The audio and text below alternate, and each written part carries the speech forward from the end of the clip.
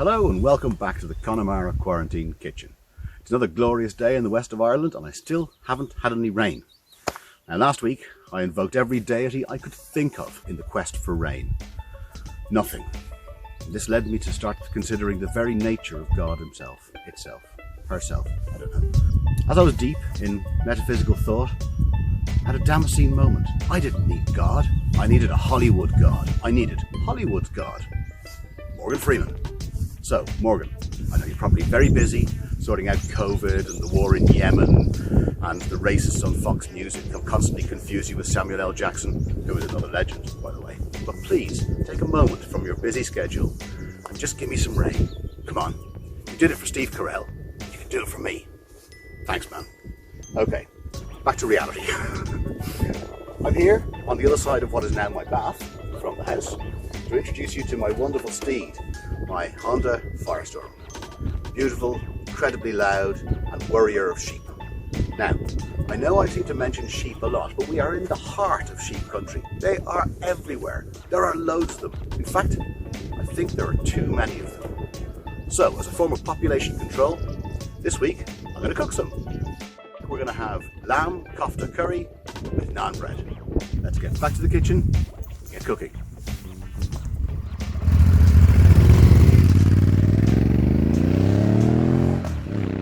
Here we are, back inside the quarantine kitchen itself. And the eagle-eyed amongst you may notice that my hair appears to have grown significantly on the short drive back from the jetty. It is actually about 3 days later. I wanted to reintroduce this wonderful cupboard back to the kitchen. It has taken a lot of time and effort, and I had to use the bits of wood that I gathered from a 1970s cot to repair it, but it's back. And it gives me a work surface. Yes! When I was inquiring as to the provenance of this cupboard, I discovered that both it and the Super Speed 4, the antediluvian piece of kit like this, were both purchased second-hand in 1965. They are both over 55 years old. In fact, the only way we can probably date them correctly is through carbon dating. Anyway, it's back. We're ready to go. Now, for our lamb kofta curry with naan bread, we're going to need really basic equipment. We're going to need a mixing bowl, a frying pan, and another sort of pan or saucepan with a lid. And that's it. Oh, of course, you'll need a hob and a grill for this one. Okay, so this is a 3-part meal. So we're going to start making the naan bread. Don't be afraid. I had 4 goes at this, and I've come up with a good one, finally. It's nice and easy, and has great results every time. I make the mistakes, so you don't have to. Let's look at the ingredients. We will need for this dish a teaspoon of sugar, a teaspoon of salt, 7 grams or 1 packet of dried yeast, 100 mils of Greek yogurt, 125 mils of water. I've got 300 grams of plain flour and extra just in case and for dusting. So the first thing we're going to need to do is we need to add our dry ingredients to the water. It goes the sugar and the salt and a packet of dried yeast. Now this is instant yeast, so you don't need to wait for it to activate or anything. It can be used straight away. So in it goes, give it a good old mix. Into the mixing bowl, sieve 3/4 of our flour into the bowl.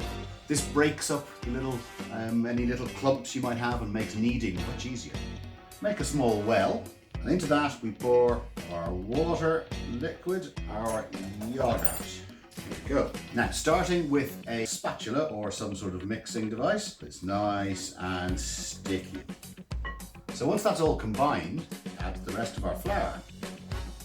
Now, the amount of flour you might need will depend sometimes on the humidity, on the heat, etc. So always have some more on hand just in case. Now, as we get towards a more solid thing, I'm going to start using my hands. Now, here's a trick. We all have lots of these days. They're a lot easier to clean all the dough off than your fingers. Get in and get working with your hands. See how it all sticks to me there? But it's much easier to clean off. You want to get it to a consistency where it will stick to the side of the bowl and remove anything. This is still too sticky. So, a little bit more flour. It needs to grip everything on the side of the bowl, bit by bit. Now it's becoming much more of a single lump. There we go, this is what we want. Yeah, and you can see it's pulling the stuff off the side of the bowl. Very sticky this stuff. At this stage, I will discard the glove. Okay, Now we need to dry our hands well. Apply some flour to your hands. Stop the dough sticking to them. Put some flour on your surface. Get it out.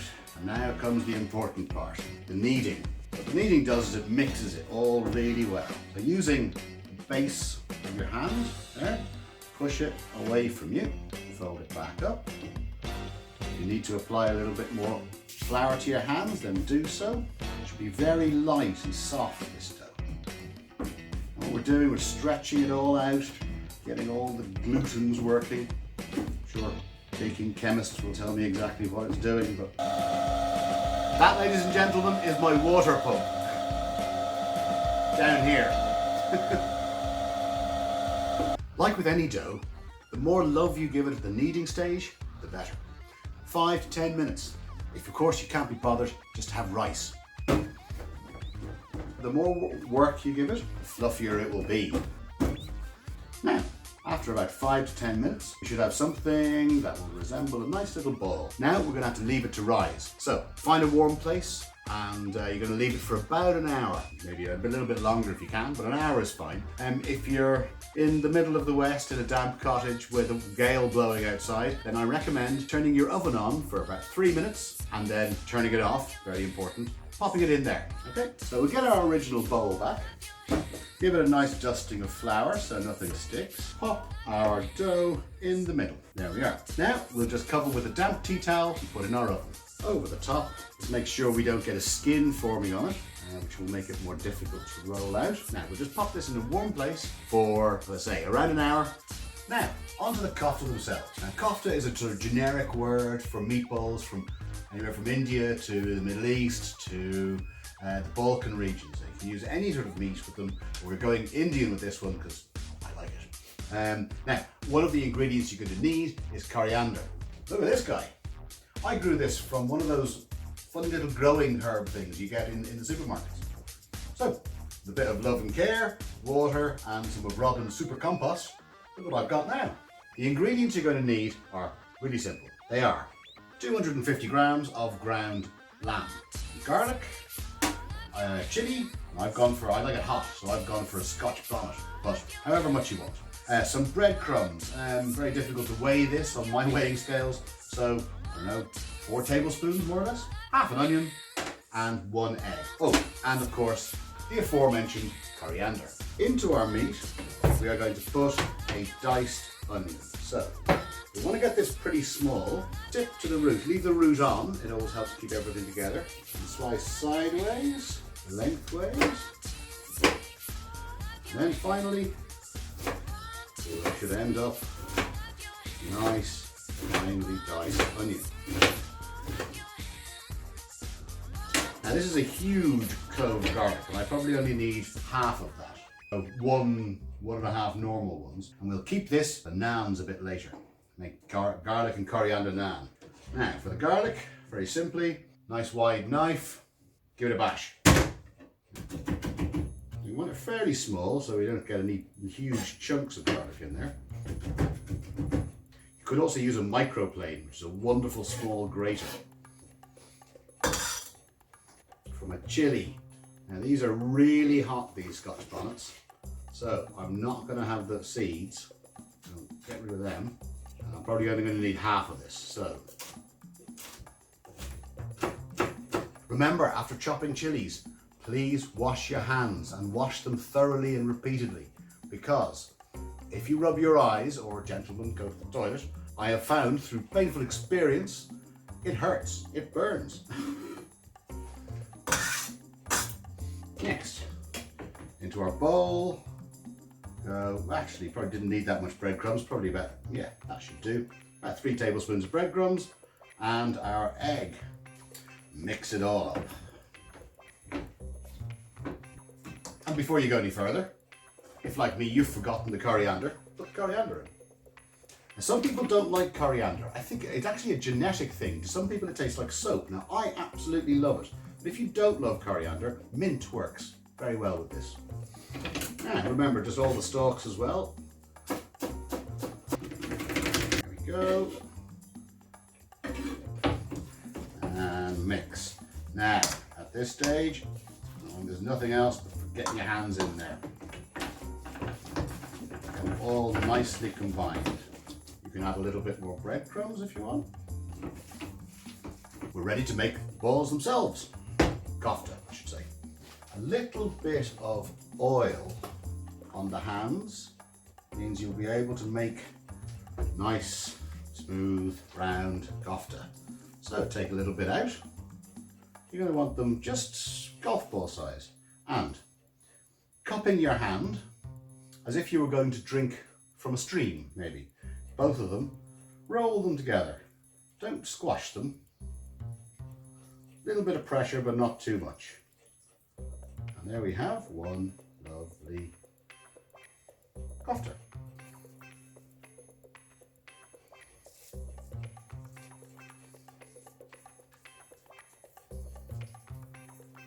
Two, 4, 6, 8, 10. So now I have 10 lovely kofta. Now, this is important because we're not going to actually fry these off. Very often when you make kofta, you will give them quickly seal them so that they don't fall apart. We're going to do this a slightly different way. So these need to go in the fridge for an hour so they can firm up and then they won't fall apart later. We get these in the fridge and then we get on with making our curry. Now, we're going to get on with making our curry sauce.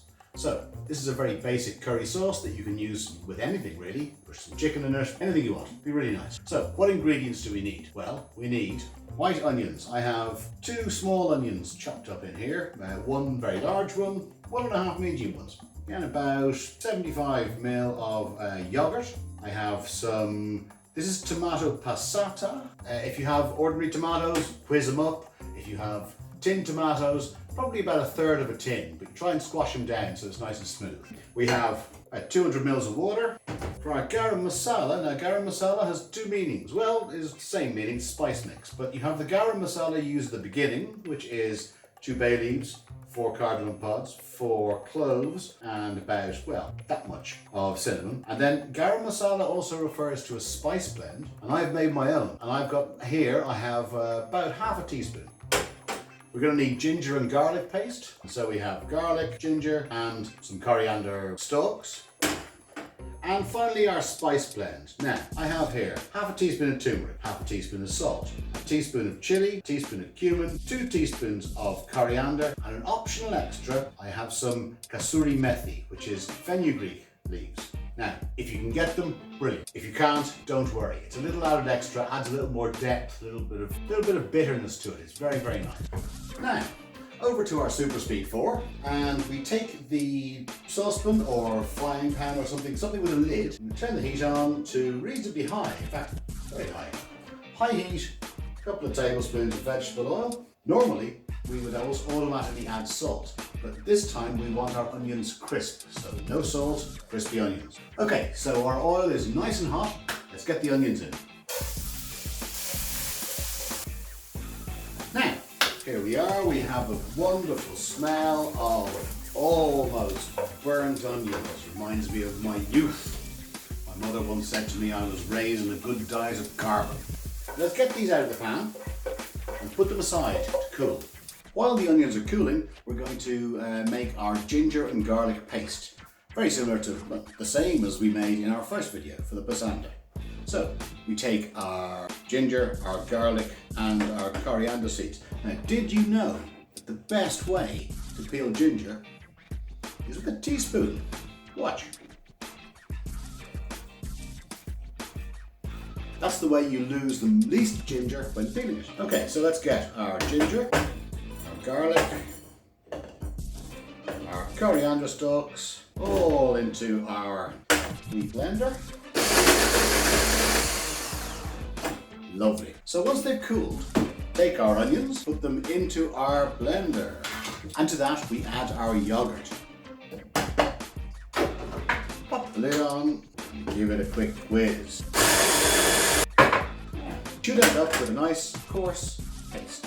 Put it all together. In our pan with the lid that we used earlier on, we're going to add probably about 3 tablespoons of vegetable oil, probably a little little bit more than you might normally want to use. We're going to turn it up to a medium-high heat, and we're going to add the first elements of our garam masala. So in goes 2 bay leaves, cinnamon stick, 4 cloves, and 4 cardamom pods. Remember, break them open.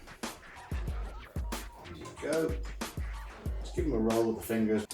So let's get those in and get it up to heat. Now, once our garam masala has started to come up to reasonable heat, you can start to smell a little bit. You can see a little few bubbles appearing around the edge. It's time to go in with our ginger and garlic paste. Now, I've made far too much here, but that's okay. I'm going to need probably 3 heaped teaspoons. There we are. And the best thing about this stuff is, all you need to do, freeze it. If you make a load of it, you can put it in an ice cube tray. 1 ice cube, 1 curry. Perfect. Now, turn our heat down. We want it on a low heat. Oh, smell of that straight away. Okay, now let's go in with our onion paste. Here's our lovely onion. Get that in, stir it round, fry it off, probably about 2-3 minutes.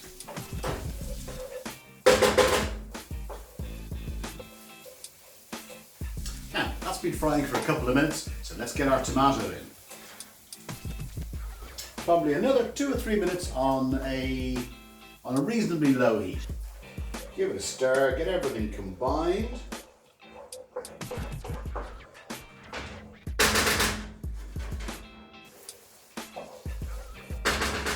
Now, when we start to see it bubbling, like it is now, and the oil separating from the top, it's time to go in with our spices. In goes our salt, our turmeric, our chili, our cumin, our coriander, and our fenugreek. In we go. Give it a nice good mix. Wow, instant hit. It smells amazing.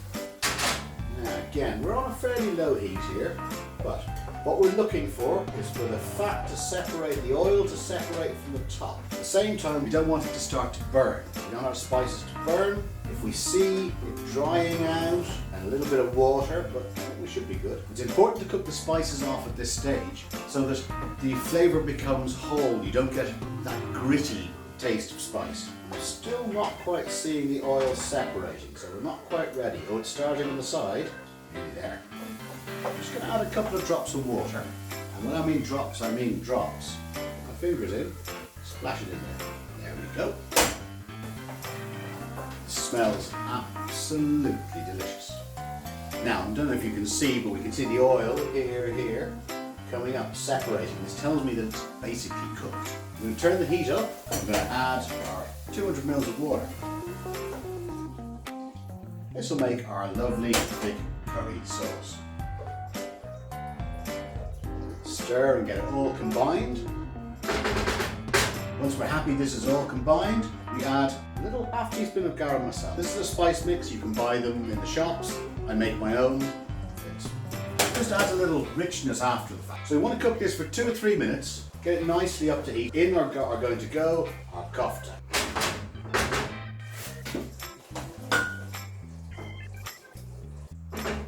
Okay, so our curry sauce has been cooking for 2 or 3 minutes now. It's nicely up to heat. We're going to turn it right down to a low heat and we're going to pop our kofta in. Now these will be nicely cold and therefore they should retain the shape. Go. Now we're going to pop a lid on them and leave them for 5 minutes on a low heat. Now, it's been about 5-6 minutes or so, so we're going to turn our kofta over very gently. I recommend 2 spoons.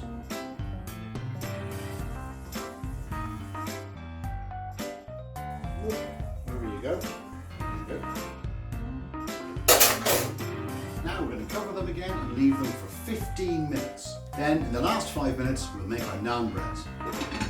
So, to go with this wonderful Lamb Kofta Curry, I've decided to choose a nice lager. Now I've gone for a premium Polish beer, Tyski. It's beautiful, it really is. Crisp, clean flavour will not distract us from any of the wonderful flavours of the curry. So, cheers. Now, the kofta have been bubbling away there for about 15 minutes. Let's have a quick check, make sure that they are all still in one piece.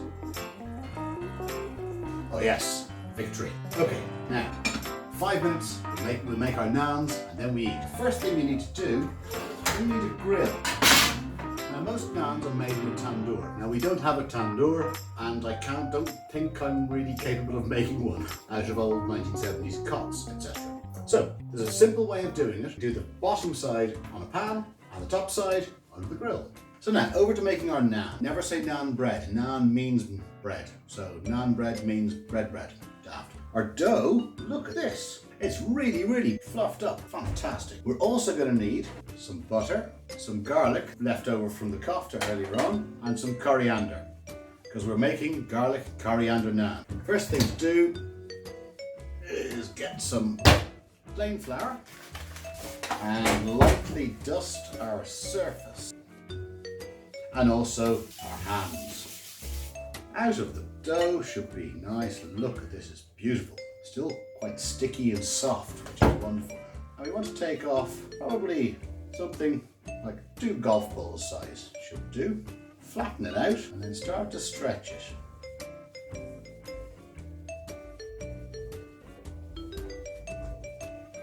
And you want something quite thin because of course we're not using a 500 degrees centigrade tandoor oven, so it must be quite thin. I have on hand here a rolling pin. If you don't have a rolling pin, a bottle of wine works quite well. Give that a light dust, make sure nothing's going to stick to it. Then get rolling. Now, I'm going to want to make sure that it's not bigger than our pan. How are we sure? We get our pan and we check. Perfect. Now, next thing to do, we want to get some garlic and sprinkle the garlic over the top. Spread it out. You don't want too much in one place.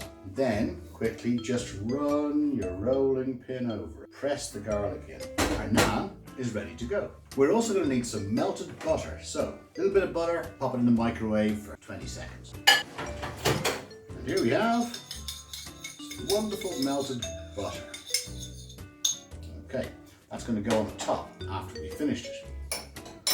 And to cook our naan, we're going to have to put our pan on a high heat on our super speed 4. So turn it up to 4, and we also want to cook the top of it under the grill. So have a pan that you can put on top of a grill pan that gets close to the element, but not too close, because when it puffs up, you don't want it actually to touch it. So I'm going to turn my grill on to high as well. And here we go. You want to make sure that the dough doesn't stick to the pan, but you don't want to fry it either. So get a little brush. Now I realised that I said before I didn't have a brush. I had loads of paint brushes, so I'm using a paintbrush. I haven't painted with this brush.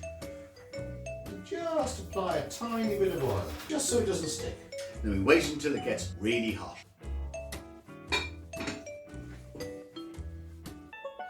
Now that this pan is nice and hot, let's get our naan in there.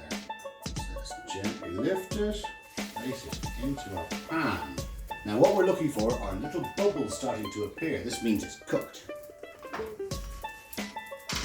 It's not sticking, which is good. You can see these bubbles starting to form, puffing up around the edges. This will only take maybe 2 minutes. Look at the bubbles appearing here, big ones, nice, very happy. Oh, have a quick check underneath. Not burning yet, but if we have a look. Getting some nice colour. Obviously, uneven pan heat distribution. Not much more than this. Yes, a couple more bubbles appearing. Look at those guys. Right, ready to go under the grill. So we keep an eye on the grill. Are we looking good? What we want is a couple of those bubbles to have a nice brown, almost burnt look. This should take again another 2 minutes, maybe 3. Let's have a look. A little bit more. Again, how we're looking, getting there. Perfect. Now, get our brush with our melted butter, brush down the naan. Finally, good sprinkling of coriander and onto a tray.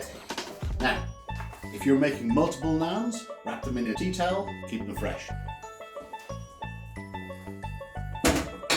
And our Lamb Kofta Curry is looking fantastic. So, let's get some of these wonderful kofta in our bowl.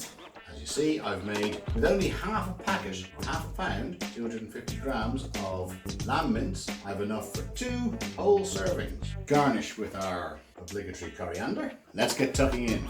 Now, just before I demolish this amazing meal, just a quick thank you to everybody who's watched, subscribed. I mean, a month in, I've got 800 views and 63 subscribers. If you haven't subscribed, please do. You'll be the first to hear of all my new recipes. Any requests, please let me know. I have a new email address, myconnemara@gmail.com. Also, after years of avoiding social media, I'm now on Facebook, Twitter, Instagram, God knows. Anyway, to everyone who's enjoyed my food and sent me photographs, thank you so much. It makes me so happy to know that people are enjoying the food that I make. Ta-da!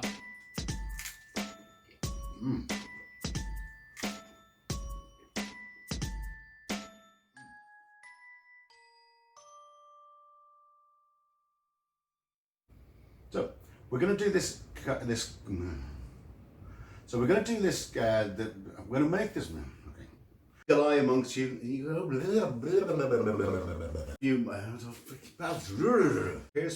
I can't talk today.